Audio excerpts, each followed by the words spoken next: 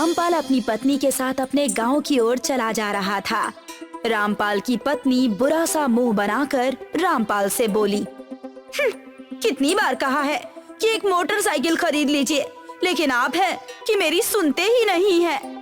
हाँ हाँ, तुम्हारे पिताजी का दबा हुआ खजाना जो रखा है मेरे पास। मैं जब भी आपसे कुछ खरीदने की बात करती हूँ, आप बीच में मेरे पिताजी को क्यों ले आते हैं? क्योंकि तुम्हारे पिता ने मेरा जीवन बर्बाद कर दिया। शादी से पहले मुझे लगा था कि वो मुझे दहेज में कार देंगे, लेकिन उन्होंने मुझे खटारा साइकिल पकड़ाकर टाटा बाय बाय बोल दिया। उन्हें पता था कि उनके दामाद की पेट्रोल डलवाने की भी औकात नहीं है, इसीलिए उन्होंने आपको साइकिल ही दी थी। देखो, मेरा दिमाग खराब मत करो। मेरा भी दिमाग खराब मत कीजिए। मत भूलिए, अभी भी आप मेरे पिताजी से 10,000 रुपए उधार ही लेकर आ रहे हैं। रामपाल की पत्नी ने इतना कहा ही था कि तभी अचानक एक पेड़ के पीछे से किसी बूढ़ी औरत का भारी स्वर उन दोनों के कानों में टकराया। वहीं रुक जाओ। रामपाल और उसकी पत्नी के कदम वहीं जम गए। ये किसकी आवाज है जी? पता नहीं, कहीं कोई भूत प्रेत तो नहीं है। तभी एक बूढ़ी औरत मुंह को कंबल से ढके हुए उन दोनों के सामने आकर खड़ी हो गई। रामपाल की नजर जैसे ही उसके पैरों पर पड़ी, रामपाल उसके लंबे पैर देखकर कांपने लगा। मुझे सब पता है कि तुम्हारे पास पैसे हैं। तुम्हारे पास जितने भी पैसे हैं मेरे हवाले कर दो, नहीं तो। नहीं नहीं, हमारे पास जितने भी पैसे हैं हम तुम्हें देने के लिए तैयार हैं। रामपाल की पत्नी रामपाल से बोली, अजी देख क्या रहे हैं, जल्दी से पैसे दे दीजिए ना। रामपाल ने तुरंत 10,000 रुपए उस बूढ़ी औरत को दे दिए और दोनों पति पत्नी वहाँ से डरते डरते भाग गए। अगले दिन रामपाल और उसकी पत्नी गांव के मुखिया के पास चले गए। अरे मैं तो लुट गया मुखिया जी, मैं तो बर्बाद हो गया। क्या हुआ रामपाल, क्यों हलक फाड़ फाड़ कर कुत्ते की तरह चिल्ला रहे हो? मुखिया जी, मैं बताने वाला हूँ, आप सुनेंगे तो आप भी हलक फाड़ फाड़ कर चिल्लाने लगेंगे। क्या मतलब? मुखिया जी, कल मैं अपने गांव से आ रही थी, रास्ते में अचानक एक बूढ़ी औरत मिल गई। मुझे तो वो कोई भूतनी लग रही थी। उसके पैर सामान्य से बहुत ज्यादा लंबे थे। मैंने तो सुना था कि चुड़ैलों और डायनों के पैर उल्टे होते हैं। आज पहली बार पता चला कि उनके पैर लंबे भी होते हैं। तुम दोनों चिंता मत करो, मैं कोई ना कोई उपाय जरूर करूंगा। क्या खाक उपाय करेंगे? अरे उस भूतनी ने मेरे 10,000 रुपए भी मुझसे छीन लिए। क्या 10,000 रुपए? अगर वो कोई भूतनी है तो वो तुम्हारे 10,000 रुपए का क्या अचार डालेगी? मुझे क्या पता, आप गांव के मुखिया हैं, जल्द से जल्द इसका समाधान करिए।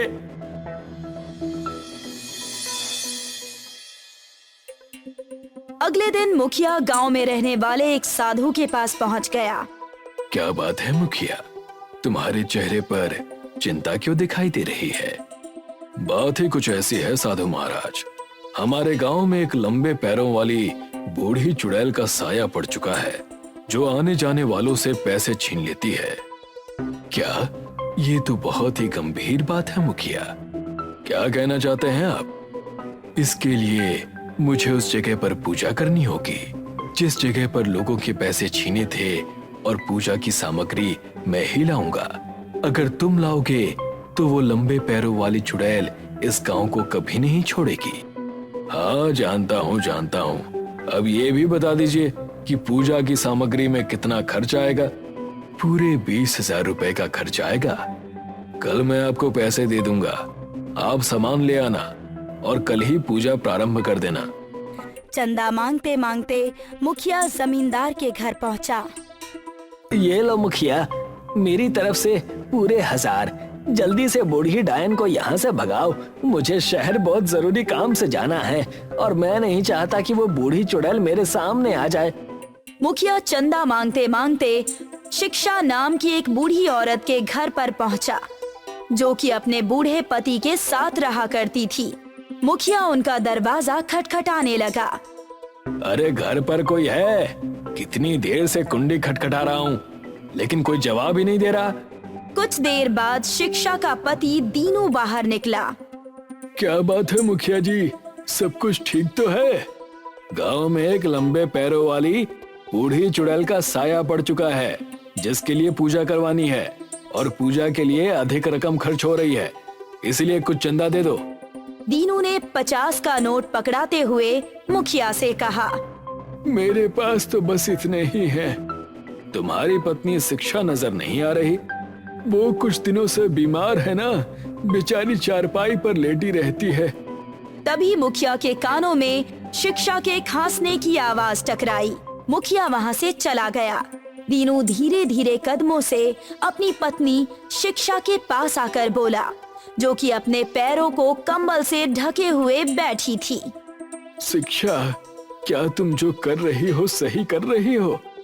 हाँ, सही कर रही हूँ, चिंता मत करो। अगले दिन साधु मुखिया रामपाल और उसकी पत्नी के साथ उसी पेड़ के पास पहुँच गया, जिस पेड़ के पास वो लंबे पैरों वाली बूढ़ी औरत मिली थी। साधु महाराज, हम दोनों पति पत्नी बातें करते हुए यहाँ से निकल रहे थे। इसी पेड़ के पीछे से वो अचानक निकलकर हमारे सामने आ गई थी। उसके पैर बहुत अधिक लंबे थे। बस रामपाल, बस अपना मुंह अब बंद कर लो, क्योंकि मैं अब पूजा प्रारंभ करने वाला हूँ। इतना बोलकर साधु पूजा पाठ करने लग गया और मंत्र पढ़ने लगा। ईम बीप चंपा, चंपा पानी दे गंगा, सब बच्चों की नानी, खत्म कर दे उस लंबे पैरों वाली बूढ़ी डायन या चुड़ैल की कहानी। रामपाल की पत्नी रामपाल से बोली, अजी, ये मंत्र पढ़ रहे हैं या बच्चों का गीत गा रहे हैं? मुंह बंद करो भाग्यवान, ये बहुत पहुंचे हुए साधु हैं। इनके मंत्र अजीब प्रकार के होते जरूर हैं, लेकिन काम करते हैं। देखना, इनके मंत्रों से वो लंबे पैरों वाली चुड़ैल जहाँ भी होगी जलकर भस्म हो जाएगी। कुछ देर बाद साधु मुखिया रामपाल और उसकी पत्नी की ओर देखकर बोला, अब ये इलाका उस लंबे पैरों वाली बूढ़ी डायन से मुक्त हो चुका है। इतना बोलकर साधु चला गया और सब खुश हो गए।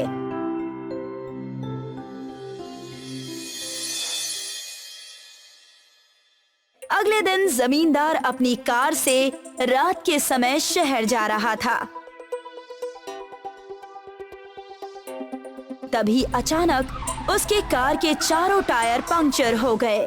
जमींदार डरते हुए बाहर निकल कर आया और उसने देखा कि चारों टायरों में कीलें धसी हुई थी।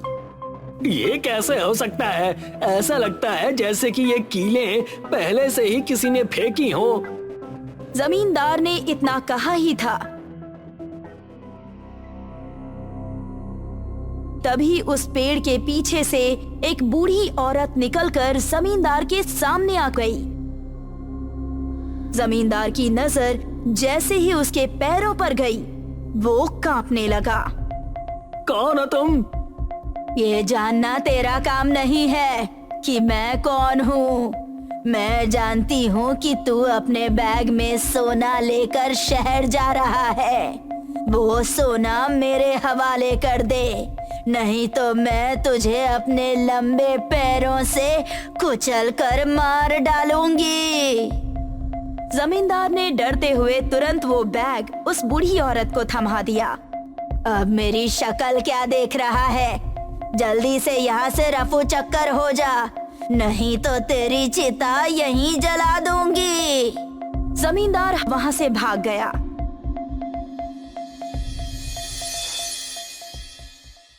अगले दिन जमींदार ने अपनी हवेली पर मुखिया और उस साधु को बुलाया।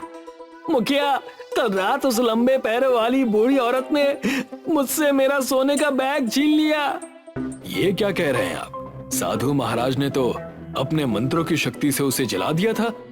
ये एक पाखंडी साधु है मुखिया। मुझे लगता है कि ये भूत प्रेत का चक्कर नहीं, बल्कि कोई और ही चक्कर है। भला कोई डायन या चुड़ैल सड़क पर कार का टायर पंक्चर करने के लिए कीले क्यों फेंकेगी? कोई तो गांव में है जिसके पैर लंबे हैं और वो सारे गांव में दहशत फैलाना चाहती है। जहाँ तक मैं जानता हूँ, गांव में कोई भी ऐसी बूढ़ी औरत नहीं है जिसके पैर इतने अधिक लंबे हों। सोचो मुखिया सोचो, कोई तो होगा। तभी मुखिया के दिमाग में एक विचार आया। परसों जब मैं चंदा मांगने शिक्षा के घर पर गया था, तब शिक्षा के पति ने मुझे 50 रुपए चंदे के रूप में दिया था, लेकिन उसके पास 50 रुपए आए कहां से?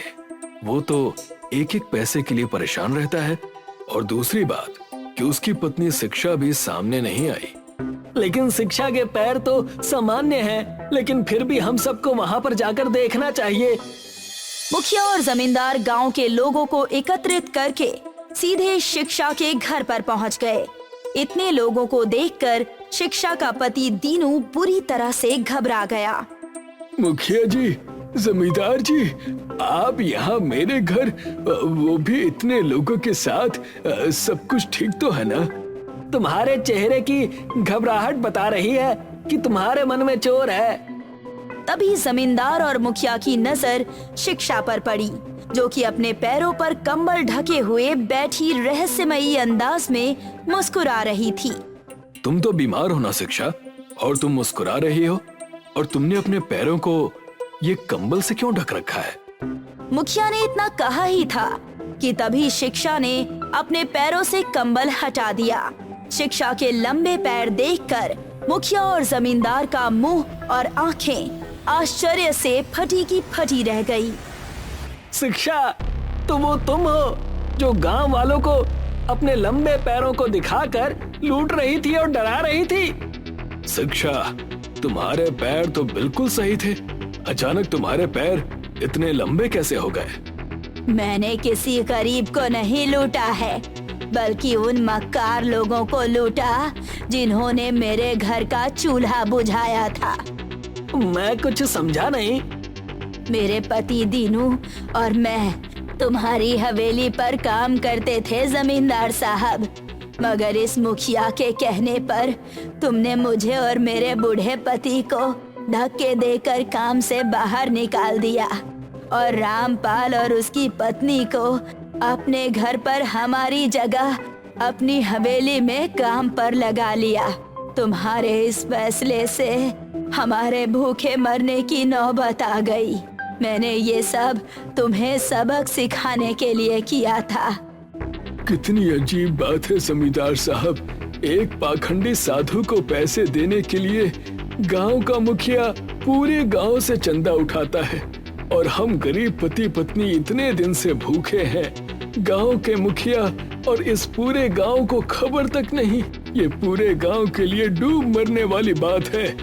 मैं अपनी गलती मानता हूँ शिक्षा, लेकिन तुम्हारे पैर इतने लंबे कैसे हो गए?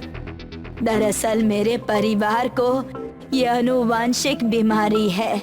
मेरे परिवार का जब भी कोई सदस्य 70 वर्ष से ऊपर हो जाता है तो उसके पैर सामान्य से अधिक लंबे होने लगते हैं। मेरे साथ भी यही हुआ और मैंने तुम सबको सबक सिखाने के लिए ये सब किया, ना कि लूटने के नियत से। मुझे माफ कर दो शिक्षा, मुझे तुम्हारे साथ ऐसा नहीं करना चाहिए था। कल से तुम दोनों मेरी ही हवेली में काम करोगे और तुम्हारी पगार 2 गुनी। जमींदार और सब लोग शिक्षा के घर से चले गए। अखिलपुर नाम का एक गांव था, जहां पर दामिनी नाम की एक बच्ची रहती थी। ये बच्ची बचपन से ही अपने पिता के साथ निशानेबाजी के खेल खेलती थी। एक दिन दामिनी अपने पिता के साथ गुलेल से निशाना लगाना सीख रही थी। बाबा, मेरा निशाना पहले ही इतना अच्छा है, तो आप मुझे फिर क्यों निशाना लगाना सिखा रहे हैं? हाँ बेटा, अच्छा तो है, पर जिस चीज में तुम अच्छे हो उसका अभ्यास और ज्यादा करना चाहिए। अभिमान आने पर निशाना कमजोर हो जाता है। तब भी बाबा, अगर मेरा निशाना पहले से ही अच्छा है तो मेरे निशाने में चूक नहीं होगी।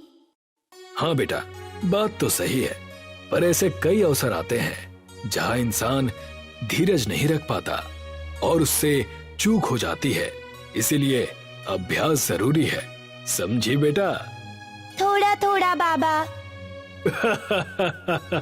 ठीक है, पूरा पूरा भी समझ जाओगी कभी। ठीक है बाबा, अब मैं अभ्यास करती हूँ। कई वर्ष बीत चुके हैं। अब दामिनी 60 वर्ष की हो चुकी है। दामिनी बाबा की बताई ये बातें याद कर अपने पोते हिमांशु को बता रही थी। तभी उसकी आंखों में आंसू आ गए। दादी, आप रोने क्यों लगी? क्या आपको बाबा की याद आती है मेरी तरह? हाँ बेटा, कुछ ऐसा ही है। तो मैं कह रही थी, जैसे मुझे मेरे बाबा ने कहा था, उनकी तरह जिस भी चीज में तुम्हारी रुचि होगी उसमें तुम्हें मेहनत और अभ्यास करना होगा। हाँ दादी। दामिनी के पास अब बस उसका एक पोता था। हिमांशु के माता पिता उसे दामिनी के पास कुछ दिन पहले छोड़कर गए थे। दामिनी नारियल बेचती थी, पर नारियल के पेड़ पर चढ़ना मुश्किल होने के कारण वो अपनी राइफल से नारियल तोड़कर बेचती थी। दादी, आपको सब शूटर दादी क्यों कहते हैं? बेटा, तुम्हारी दादी का निशाना पूरे गांव में सबसे अचूक है। ये बंदूक से रोज नारियल तोड़ते देख लोगों ने मुझे शूटर दादी कहना शुरू कर दिया। दादी, मुझे भी आप निशाना लगाना सिखाएंगी क्या?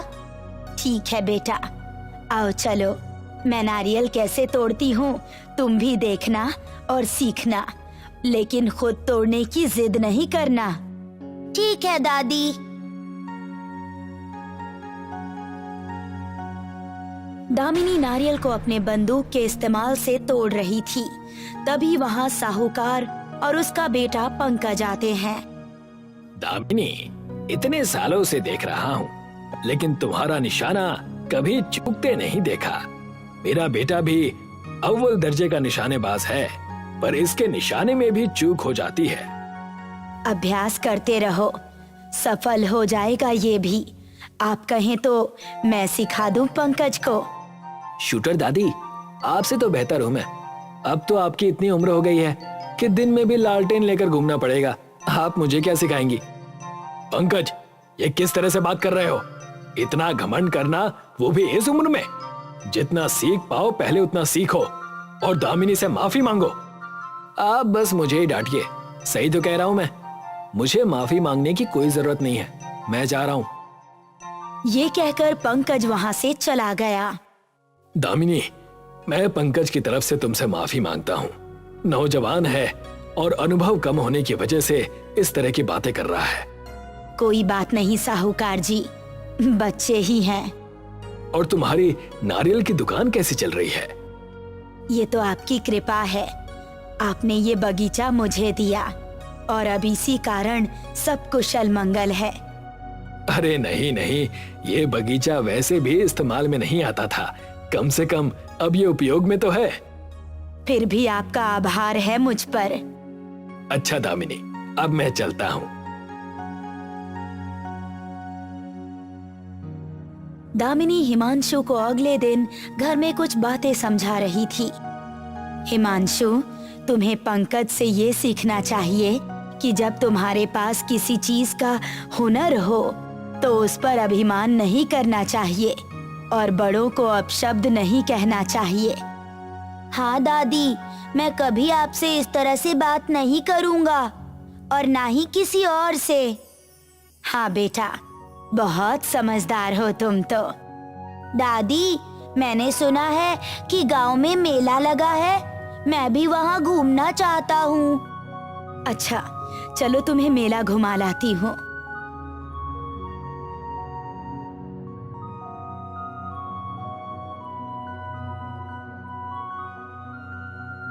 दादी, वो देखिए, वहाँ सही निशाने लगाकर गुब्बारे फोड़ते हैं और इनाम भी मिलेगा। आप भी खेलिए ना दादी। अच्छा, बिल्कुल, आओ तुम भी देखो शूटर दादी का निशाना।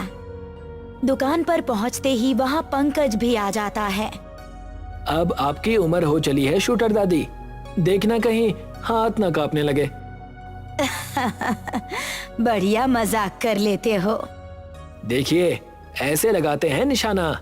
पंकज 5 में से 4 गुब्बारे फोड़ देता है और दामिनी को एक घमंड भरी मुस्कान दिखाते हुए ऐसा कह रहा हो मानो इसे कहते हैं निशाना लगाना। वाह, तुम्हारा निशाना तो बहुत बढ़िया है। लाओ, अब मेरी बारी। दामिनी देखते ही देखते 5 गुब्बारे फोड़ देती है। वाह दादी, आपसे अच्छा निशानेबाज कोई नहीं है। बहुत बोलता है, वो तो बस मेरा हाथ फिसल गया था, वरना तुम्हारी शूटर दादी मुझसे ना जीत पाती।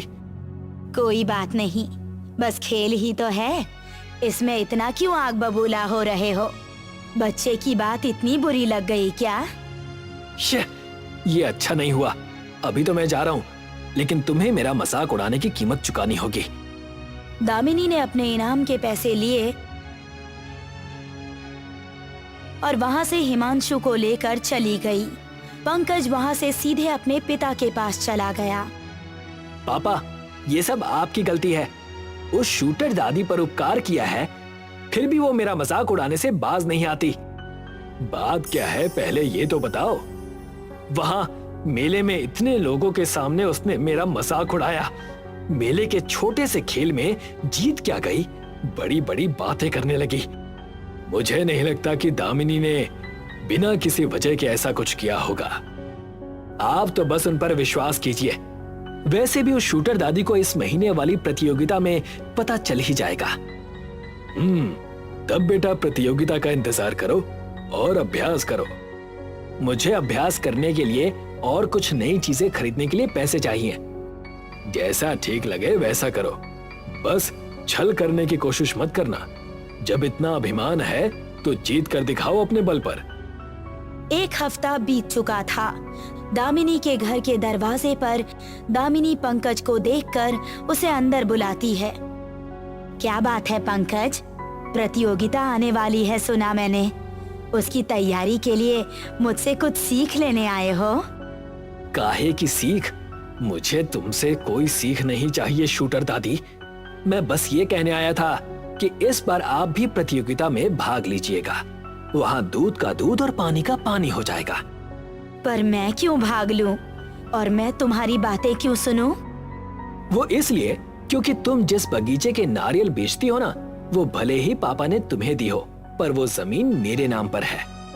फिर भी मैं तुम्हारी बात क्यों मानूं? मैं खुद साहूकार जी से बात कर लूंगी, वो तुम्हारा उपाय खुद ही कर देंगे। मैं उन्हें बेच चुका हूँ ताकि पापा अगर चाहे भी तो तुम्हें वापस ना कर सकें। इतना ही नहीं, उन पैसों से लोग भी बुला लिए हैं। तभी कुछ गुंडे घर में घुसकर हिमांशु को उठा कर ले जाते हैं। अरे अरे, ये क्या कर रहे हो? छोड़ो उसे, मैंने कहा छोड़ो। डरो मत, इसे कुछ नहीं होगा। बस भाग ले लो प्रतियोगिता में, और इस घटना के बारे में पापा से कुछ ना कहना, वरना समझ गई ना? ठीक है, मैं समझ गई। तुम बस कुछ मत करना। हाँ, अब ठीक है। अब हम चलते हैं, प्रतियोगिता में कुछ ही दिन बाकी हैं। ये कहकर सब वहाँ से चले गए। हे भगवान, ये क्या नया दुख आ गया। अब मैं क्या करूं? अब जीतने के अलावा कोई रास्ता नहीं है। अब हमें बच्चे का क्या करना है? इसे कहीं गुप्त जगह पर प्रतियोगिता तक छुपा दो, उसके बाद इसे लौटा देंगे। अगर इसे कुछ हुआ तो पिताजी मुझे घर से बेदखल कर देंगे। और अगर दामिनी जीत गई तो? उसका उपाय मैंने सोच लिया है। ये जड़ी बूटी लो, प्रतियोगिता से पहले दादी के खाने या पानी में इसे मिला देना। इस जड़ी बूटी से क्या होगा? ये आंखों को कुछ देर के लिए ओझल कर देती है। अभिमंत्रित है ये। दामिनी बगीचे में नारियल के पत्ते गिराकर अभ्यास कर रही थी। तभी साहूकार आता है। अरे दामिनी, तुम ये पत्तों पर क्यों निशाना लगा रही हो? बस यूं ही अभ्यास ही कर रही थी। इस बार प्रतियोगिता में भाग जो लेना है। अच्छा, तो तुम सच में भाग ले रही हो? मैंने पंकज से सुना तो मुझे विश्वास नहीं हुआ, पर तुमने तो भाग लेना छोड़ दिया था ना? हाँ, बस इस बार सोचा कि भाग ले लूं। तुम इतनी डरी हुई क्यों लग रही हो दामिनी? कोई बात है क्या? वो कुछ नहीं साहूकार जी। अच्छा ठीक है, मैं चलता हूँ, तुम अभ्यास करो। साहूकार के जाने के बाद दामिनी फिर अपने अभ्यास में लग जाती है और कुछ ही दिनों में प्रतियोगिता का दिन आ जाता है। आज अखिलपुर गांव की निशानेबाजी प्रतियोगिता में 2 भागीदार हैं, एक पंकज और दूसरी है शूटर दादी। दोनों को 100 मीटर दूर रखे सेब पर निशाना लगाना है। पंकज इशारा करता है और गुंडा शूटर दादी और पंकज को पानी लाकर देता है। शूटर दादी और पंकज साथ खड़े होकर प्रतियोगिता की शुरुआत करते हैं। वाह, दोनों ने ही क्या निशाना लगाया है। 100 मीटर दूर रखे सेब को भेद दिया, जैसे कि वो सामने ही पड़ा हो।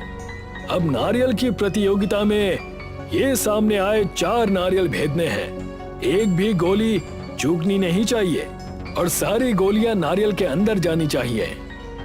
अचानक दामिनी की नजर कुछ ओझल सी हो गई और उसे धुंधला सा दिखने लगा।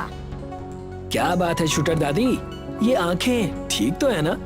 हाँ, लालटेन दो। हाँ? तो ये बात थी पंकज, बातें तो तुम्हारी इतनी अभिमान भरी होती है और हरकतें ऐसी। चुप रहो और निशाना लगाओ, ये मेरा मजाक उड़ाने का अंजाम है। ठीक है, पहले तुम। पंकज ने निशाना लगाया और 4 नारियल भेद दिए। बहुत बढ़िया प्रदर्शन। अब दामिनी की बारी। दामिनी एक टक देखती रही नारियल की तरफ और निशाना लगाया।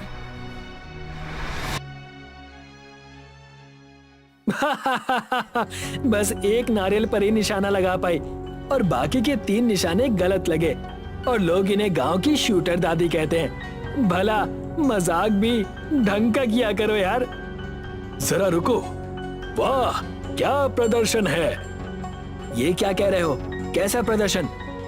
सरपंच सबको नारियल दिखाता है कि पहली गोली के छेद से 4 गोलियां पार हुई हैं। ये देखकर सब के सब चौंक जाते हैं और खुशी से शूटर दादी का नाम पुकारते हैं।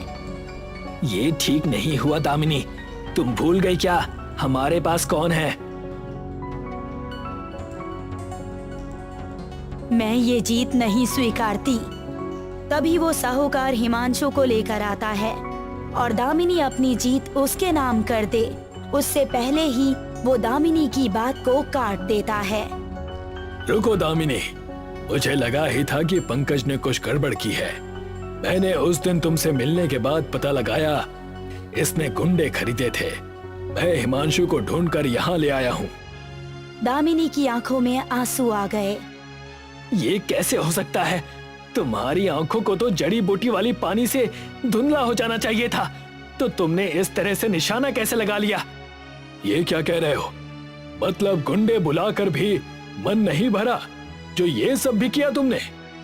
इसमें कोई आश्चर्य की बात नहीं है। नारियल कहाँ रखा है ये देखने के बाद अगर मेरी आंखें पूरी तरह बंद भी हो जाती तब भी मेरा निशाना सात्विक ही रहता। मैंने अपना पूरा जीवन अभ्यास किया है, बिल्कुल वैसे जैसे मेरे बाबा ने सिखाया। तुम ये नहीं समझ सकते। तुम्हें इतना अभिमान भर गया था कि तुम इस हद तक गिर गए। मैं तुम्हें अपनी जायदाद से बेदखल करता हूँ। पंकज रोते हुए वहाँ से चला गया और शूटर दादी ने एक बार फिर साबित कर दिया कि कितने ही बड़े क्यों ना हो जाओ, अगर सफल होना है तो फिर अपने हुनर को हमेशा बढ़ाते रहो।